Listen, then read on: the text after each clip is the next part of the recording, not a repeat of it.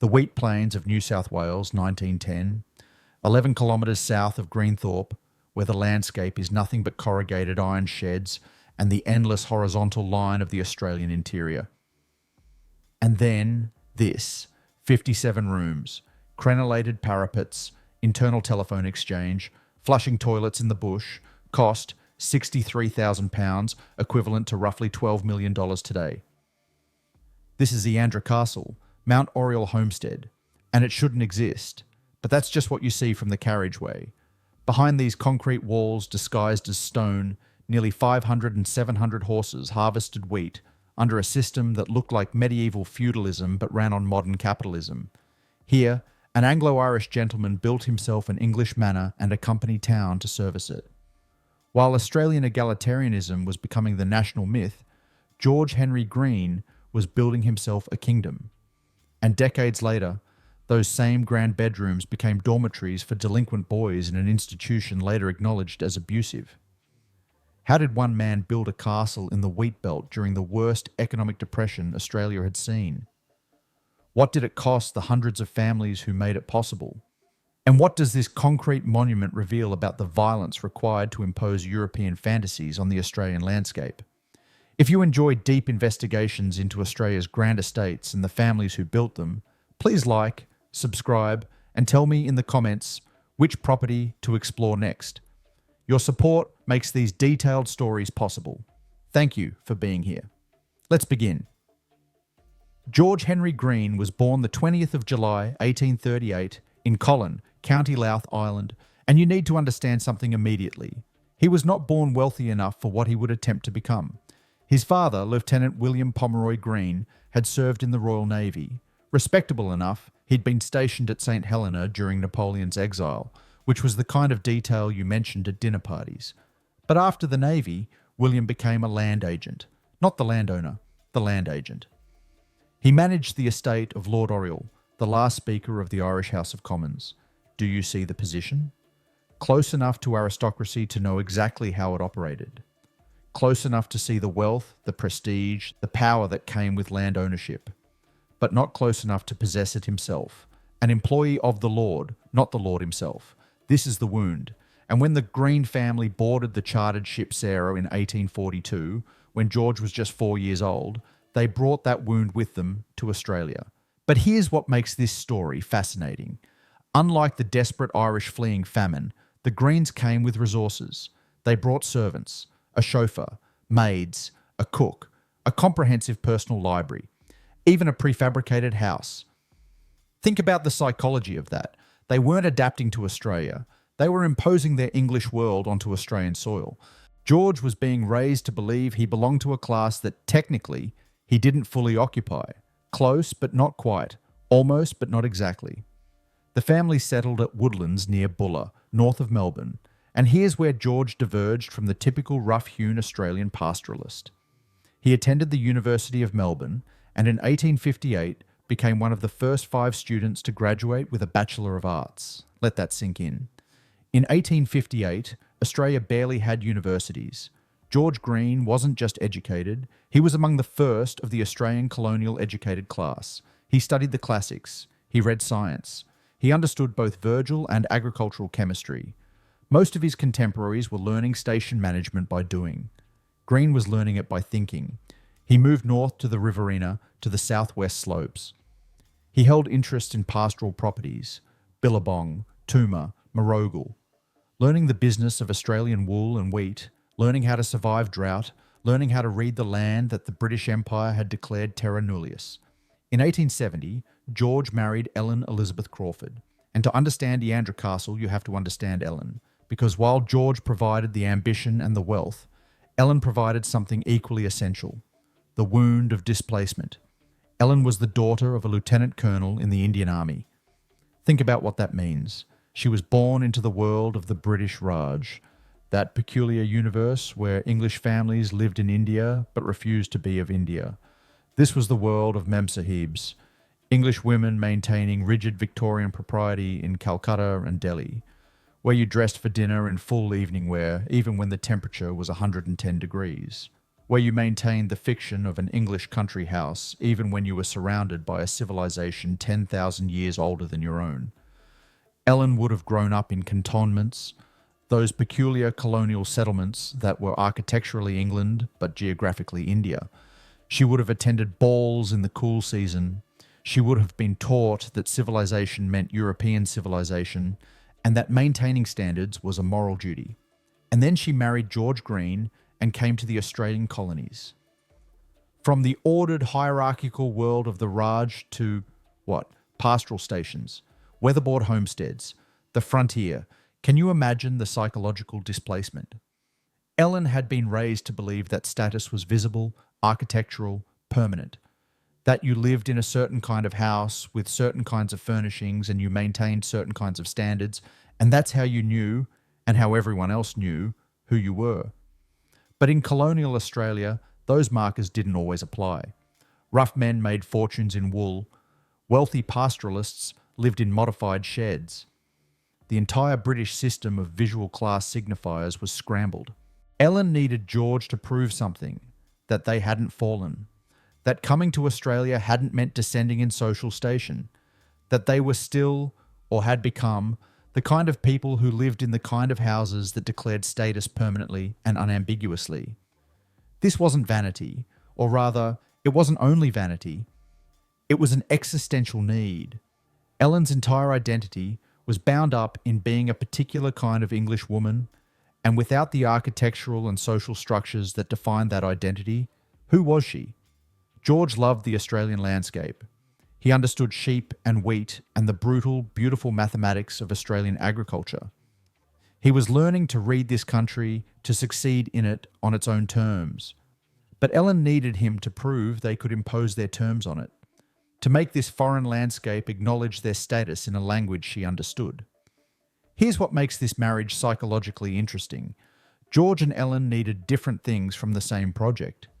George needed to prove he'd transcended his father's status as land agent, that he'd become the lord, not the employee, that he'd achieved what his position at birth had denied him.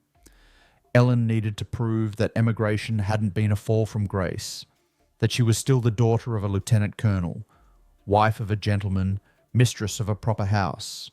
George's wound was about class ascension. Ellen's wound was about class maintenance. And Iandra Castle, when it finally rises, will be the architectural resolution of both those needs. This is important because the castle won't just be big or expensive or impressive. It will be Ellen's aesthetic vision, the kind of house she'd seen in England during their world tours, the kind of house she could imagine her family occupying in County Louth or Derbyshire, executed through George's capital and engineering obsession. It will be England in Australia, but not apologetically, aggressively, triumphantly. Not a colonial copy, but an assertion. We belong to that world, we are that class, and we'll prove it in concrete. 1878. After a 2-year world tour, because that's what gentlemen did, George purchased the Iandra property from J.A. McKinnon, 32,000 acres near Grenfell. The price, 6 shillings and sixpence per acre. His peers thought he was mad. The land was isolated, unpromising, far from rail transport. This wasn't the lush Riverina. This was marginal wheat country in the middle of nowhere. But George saw something they didn't. He saw scale. He saw that if you could solve the labour problem, if you could get enough hands to break enough soil, this land could produce wheat at industrial volumes. In 1880, he built the first homestead, single-storey brick made from clay fired on site. Substantial, but nothing remarkable. This was pragmatic George, building what was necessary. But Ellen was watching. Ellen was waiting. And Ellen had seen English manor houses. Through the 1880s, George built his fortune methodically. But Australia was heading toward catastrophe. The 1890s brought the worst economic depression the colonies had experienced. Banks collapsed, wool prices crashed, and then came the rabbits. The rabbit plague of the 1890s was ecological warfare. Millions upon millions of rabbits stripped the grasslands bare. Graziers went bankrupt. Stations were abandoned. George responded like the scientific farmer he was. He completely netted the boundaries of Iandra, wire netting every acre. It was expensive, it was labour intensive, but it worked. But the Depression meant capital was scarce. Banks weren't lending. George needed to expand cultivation to survive, but he couldn't afford to hire hundreds of permanent labourers. So in 1892, George Greene invented something that would change Australian agriculture forever. He called it share farming, and it would make him rich enough to build his wife her castle. But the question was whether even that fortune could sustain ambition at the scale Ellen was imagining. Whether you could really build feudal England in the Australian wheat belt. Whether the dream was magnificent or simply mad. Share farming was simple in concept, revolutionary in execution.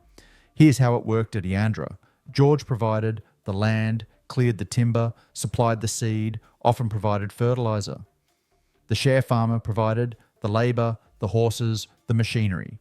The output split down the middle. Now, if you're thinking this sounds almost feudal, landowner and tenant farmer dividing the harvest, you're not wrong.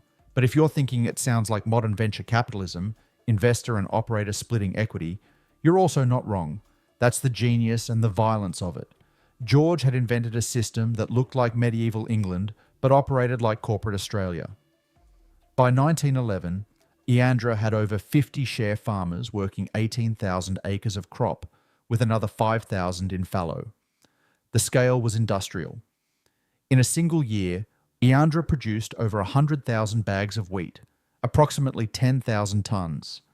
The harvest required nearly 500 to 600 men, 700 horses, 23 carting teams moving grain to the railhead. Think about that number, 600 men. That's the population of a small Australian town. Except this town existed for 3 months a year, during harvest, and then dispersed. Where did they live? Where did they eat? Where did they buy supplies, repair equipment, send letters home? In 1908, George established the village of Greenethorpe at the Iandra rail siding. And you need to understand, this wasn't a town that happened to grow near a station. This was a company town, designed and funded by George Greene to service George Greene's estate. He funded the store, the post office, the blacksmith shop, infrastructure. In 1886, even before the village was formally established, he'd built St. Saviour's Church, Gothic revival stone, Anglican, naturally, because you needed to ensure the spiritual rectitude of your tenants. And here's a detail that tells you everything about George's paternalism. He attempted to ban the establishment of a pub in Greenethorpe. No alcohol. Alcohol was a detriment to productivity and morality. The prohibition was eventually overturned because this was Australia, not a temperance camp. But the attempt tells you how George saw the relationship between manor and village. He was the benevolent lord, responsible for the moral and economic welfare of his dependents. They were building him a castle. The least he could do was save their souls. 1908. George and Ellen are ready to build the castle. They have the money. Share farming is printing wealth. They have the aesthetic vision. Ellen has been designing this in her mind for decades. But they have a problem. You can't build a stone castle in the Australian bush. There's no local stone of quality. Importing stone from England or Europe would cost a fortune. Sandstone from Sydney could work, but the freight... And then George finds Edward Giles Stone, and everything changes. Edward Giles Stone, born 1876, was a pioneer of reinforced concrete in Australia. At the turn of the 20th century, concrete was viewed with suspicion. It was for industrial structures, for bridges and warehouses, not for grand residences, but Stone was a champion of the Consider system, a French patent that used spiral or hooped reinforcement wrapped around longitudinal steel bars. This helical winding confined the concrete core, dramatically increasing its strength and flexibility. Stone had already designed the Dennis Lascelles Austin Wool Store in Geelong, a concrete roof span of 55 by 52 metres, the largest in the world at the time. He'd designed the Barwon Sewer Aqueduct, a precarious concrete bridge that still stands. Now George and Ellen Greene were asking him to do something unprecedented. Use heavy industrial engineering techniques to build a domestic residence that looked like medieval England. Stone said yes. Here's what makes the construction of Iandra technically fascinating. Stone didn't demolish the 1880 brick homestead. He encased it. The new 2-storey concrete structure was built over and around the existing house, subsuming the old brick fabric into the new concrete shell. like a Russian doll, like a chrysalis. The walls are hollow reinforced concrete, providing insulation and mass. The internal partitions are solid concrete. The render was applied to simulate the appearance of sandstone blocks, disguising the modern concrete beneath. From a distance, Iandra looks like an English manor built of stone. Up close, if you run your hand along the walls, you can feel the truth. This is poured concrete, scored and rendered to deceive the eye. The cost, £63,000 in 1910. To contextualise that, a standard worker's cottage cost between £400 and £600. Iandra cost as much as 105 workers' homes. It was one of the most expensive private residences ever built in rural New South Wales. And it was paid for by the wheat harvested by those 600 men and 700 horses, working land owned by George, under terms negotiated by George, producing wealth shared with George. The architectural style is Federation Romanesque with Tudor influences. Not Victorian Gothic, that's the church, St. Saviour's. The castle itself features heavy massing, round-headed arches, rough-cast rendering. But then there are the castellated elements, the crenellated parapets, the battlements, the turrets. These are purely theatrical. Iandra was never designed for defence.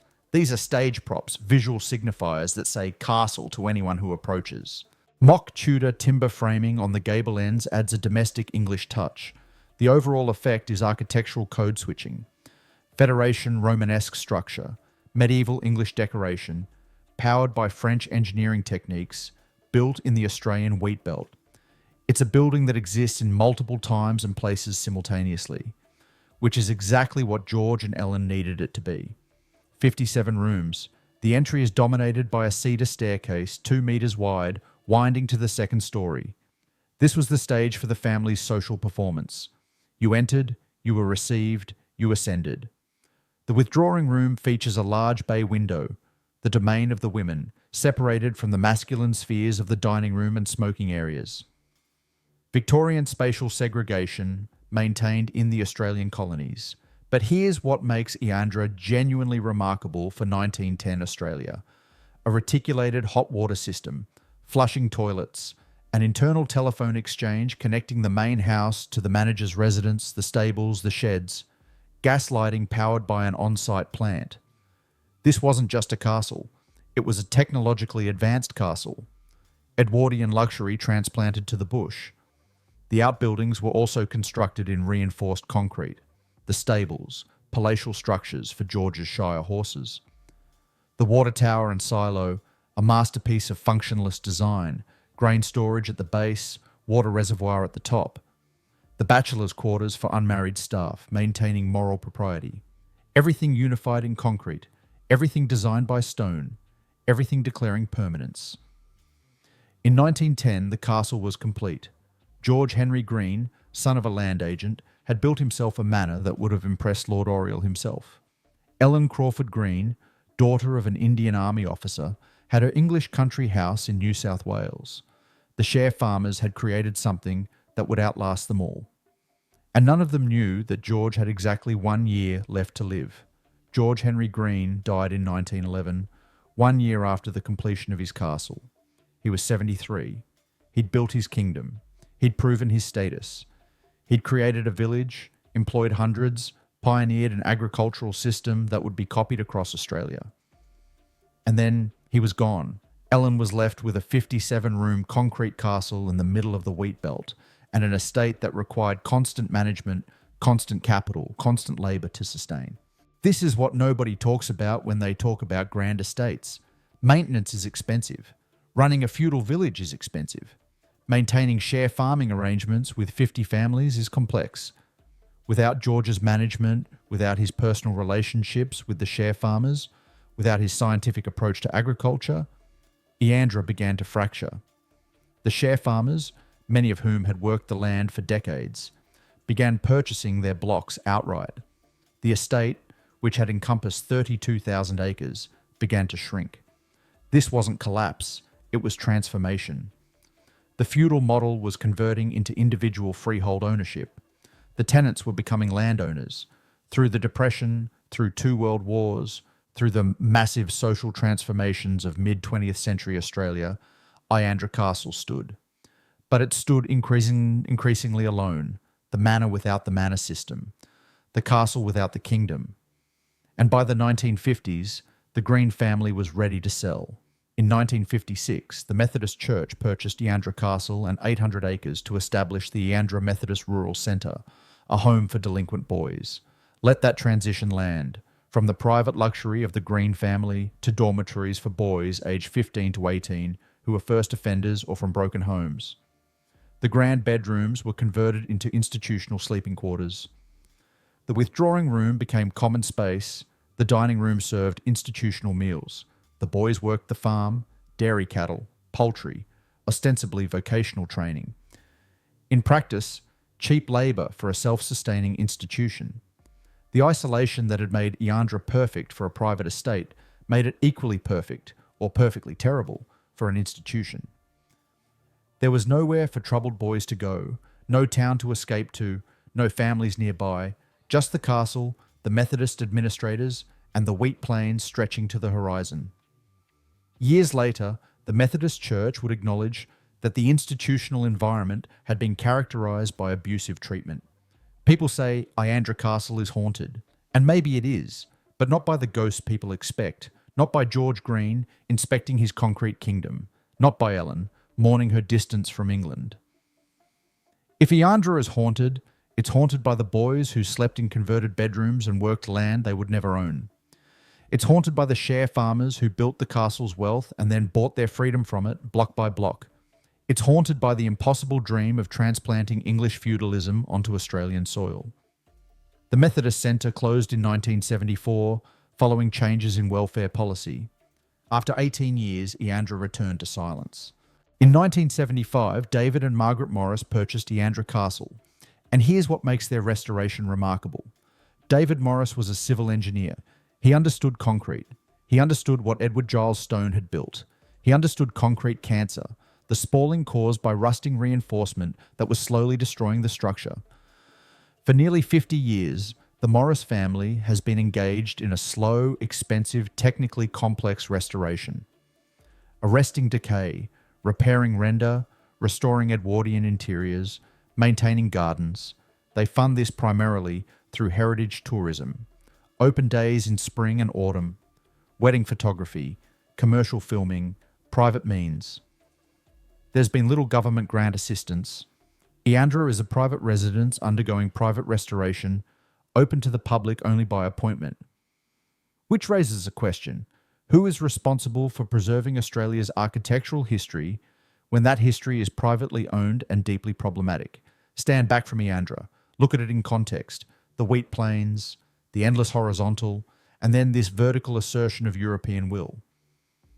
This is what Australian architectural historians don't always say directly. Our grand estates are evidence of successful colonisation. They're proof that European systems of land ownership, agricultural production, and social hierarchy were imposed, with varying degrees of violence, onto a landscape that had sustained Aboriginal peoples for 60,000 years. George Greene paid 6 shillings and 6pence per acre for land that was never legally ceded by its traditional owners. He netted it, ploughed it, planted it with European wheat.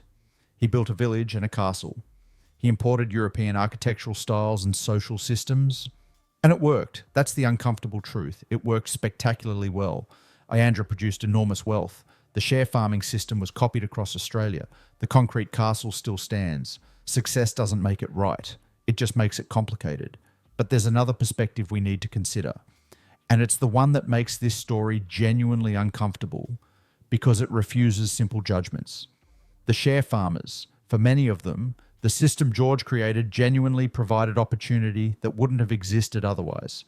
These were men, and let's be specific about who they were, men with farming skills, agricultural knowledge, strong backs, and burning ambition, but zero capital. In 1893, if you were a working man in rural New South Wales, banks wouldn't lend to you. You had no collateral. Land prices were climbing beyond reach. The only jobs available were wage labour on someone else's station. Temporary, seasonal, with no path to ownership. George's share farming system offered something different. Access. Access to cleared land that you couldn't afford to clear yourself. Access to seed you couldn't afford to purchase in bulk. Access to fertilizer. Access to machinery you could never buy. Access to markets through George's rail connections and commercial relationships. And most importantly, equity. When you worked as a wage labourer for someone like George Greene, you earned your weekly or seasonal pay, you spent it on food and supplies, and you remained a wage labourer. The cycle never ended. But when you worked as a share farmer, half the wheat crop was legally yours. You could save. You could plan. You could, over years, accumulate enough capital to purchase land. And that's exactly what happened to dozens of Iandra's share farmers. After a decade of work, after good seasons and careful savings, they purchased their blocks from George or his estate. They went from tenants to freeholders. From working someone else's land to owning their own.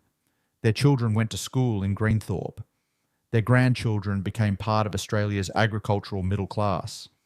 The system that looked medieval, and in structure was medieval, enabled upward mobility that wage labour often didn't. Greenethorpe still exists. Many families there descend from George's share farmers. Some own the exact land their grandfathers once worked on shares. That's not just historical curiosity, that's intergenerational wealth transfer, enabled by a system we're calling feudal and exploitative. So what do we do with this information? Does the fact that some share farmers succeeded justify the massive power imbalance inherent in the system? Does it excuse George's paternalism, his attempts to ban alcohol, his control over village infrastructure, his role as both landlord and de facto moral authority? Does it make the manor and village relationship acceptable that the village eventually outlived the manor system, that the tenants became owners? Or does it just mean that history is infinitely messier than we want it to be? That systems can be simultaneously exploitative and enabling? That the same structure that gave George Greene enormous economic and social power also gave working men paths to land ownership they would never have had otherwise? Modern Australia wants clean stories. We want heroes and villains. We want to celebrate our egalitarian traditions and condemn our hierarchical past. We want capitalism or socialism, not something ambiguous in between. But Iandra won't let us have that comfort. Because George Greene was both, the paternalistic lord who tried to control whether his workers could drink, and the innovator who created a system that helped hundreds of families acquire land. The share farmers were both, labourers working under terms set entirely by their landlord with no negotiating power, and entrepreneurs building equity toward ownership. The system was both, a colonial replication of English feudal relations, and a uniquely Australian adaptation that created genuine economic opportunity for working people, both, simultaneously. That's the truth Iandra preserves in concrete. But let's address something we've been dancing around. Who actually built this castle? Edward Giles Stone designed it. We know his name, his engineering brilliance, his other projects. George Greene paid for it, £63,000. We know his biography, his motivations, his vision. But who mixed the concrete? Who lifted the heavy forms? Who poured, shaped, scored, and rendered every single surface? Who worked through 2 Australian summers, 1908 to 1910, to encase a brick homestead in a concrete shell? The historical record is almost completely silent on this question. We don't have their names. We don't have their photographs. We don't know if they were local labourers from Greenethorpe, specialists brought in from Sydney or Melbourne, or immigrant workers, perhaps Italian stonemasons skilled in rendering techniques, or Chinese labourers who'd stayed after the gold rushes. This silence is typical of architectural history. We remember the patron, sometimes we remember the architect or engineer. We almost never remember the actual builders, but think about the physical reality. Someone spent 2 years mixing lime and Portland cement in the Australian heat. Someone built the wooden forms. Someone climbed scaffolding 30 feet high to create those castellated parapets. Someone carefully scored every surface to simulate sandstone joints. Someone rendered, smoothed, detailed, and finished 57 rooms worth of concrete surfaces. That's skilled labour. That's dangerous labour. That's physically exhausting labour. Those workers didn't own the land. They didn't receive equity in the share farming system. They received wages, probably modest wages, even by 1910 standards, and then they disappeared from the historical record. In that sense, they were like construction workers everywhere and in every era, essential to creation, invisible in memory. But their work endures. Every surface you see at Iandra, every wall, every archway, every decorative element was shaped by hands we cannot name. That absence, that silence about the actual physical builders, is itself a form of historical violence. Not the violence of exploitation necessarily, but the violence of erasure, of forgetting. And it's worth remembering, even when we don't have names to remember. Today, Iandra Castle is listed on the New South Wales State Heritage Register. It's recognised for its state-level significance in agriculture, architecture, and engineering. You can visit on designated open days. You can take wedding photos in the gardens. You can commission commercial filming. The Morris family maintains it as a private residence and heritage destination. They live with the castle's history, all of it, the grandeur and the exploitation, the engineering brilliance and the institutional trauma, the dream and the price. And that's appropriate, because that's what Australian heritage actually is. Complex, compromised, and still standing. Iandra Castle is a concrete memory, not a stone memory, concrete. Modern material pretending to be ancient. Industrial engineering pretending to be medieval craftsmanship. Australian reality pretending to be English fantasy. George Henry Greene built what his position had denied him. The son of a land agent became a landed gentleman. The Irish immigrant became more English than the English. The man close to aristocracy finally achieved it, or at least achieved its architectural representation. But he couldn't do it alone. It required 600 men and 700 horses. It required 50 share farming families. It required a village built to service the estate. It required a revolutionary agricultural system that split the wealth, but not equally, never equally. And after George died, after the dream collapsed, after the estate fragmented, the castle remained. And it became something else, an institution for troubled boys, a symbol of how spaces built for private luxury can be repurposed for social control. Now it's something else again, a heritage site, a tourist destination, a venue for weddings, a privately owned monument that the public can visit by appointment. If you take nothing else from this story, take these three truths. First, Australian wealth was built on land appropriation and agricultural transformation. The wheat that paid for Iandra was grown on land taken from the Wiradjuri people. This isn't ancient history. This is 1878 to 1910. This is recent. Second, class systems in Australia were simultaneously more rigid and more permeable than we like to admit. George Greene built a feudal village in the 1900s, but his share farmers eventually became landowners. The system was exploitative and enabling, both, simultaneously. Third, architecture is never neutral. Buildings make arguments. Iandra argues that European civilization can and should be imposed on Australian landscapes. It argues that pastoral wealth deserves monumental expression.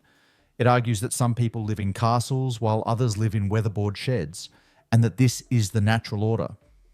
The question is, do we still believe that argument? The unanswered questions: what happened to the Methodist boys? Where are they now? What do they remember about sleeping in a castle that wasn't built for them?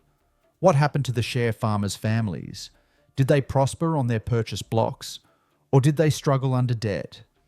What does Ellen Green's ghost think, watching wedding parties photograph themselves in her withdrawing room? What does George think, watching modern Australians puzzle over his concrete kingdom? We don't know. We can't know. The past is always partially hidden. But the castle remains, and as long as it stands, it asks us to reckon with what it took to build it, who paid the price, and what we inherited. In the end, Iandra Castle is a monument to ambition, engineering, and the peculiar violence of making one landscape look like another. It's a testament to Edward Giles Stone's concrete genius and George Greene's agricultural innovation. It's a memorial to the share farmers who worked the wheat and built the wealth. It's a reminder of the Methodist boys who lived in institutional dormitories in what was designed as a family home. It's a symbol of how European architectural fantasies were imposed on Australian realities. And it's still here, still standing, still concrete, still pretending to be stone. 57 rooms in the wheat belt, a castle that shouldn't exist but does. That's the story of Iandra. That's the story of Australia. Thank you for watching this investigation into Iandra Castle. If you found this story valuable, please consider supporting this channel through likes, subscriptions, and comments. Tell me which Australian estate you'd like to see explored next. These deep documentary investigations take weeks of research and production. Your engagement makes them possible. Until next time, keep asking questions about the buildings around you. Keep wondering what they cost, who paid, and what truth they're trying to conceal.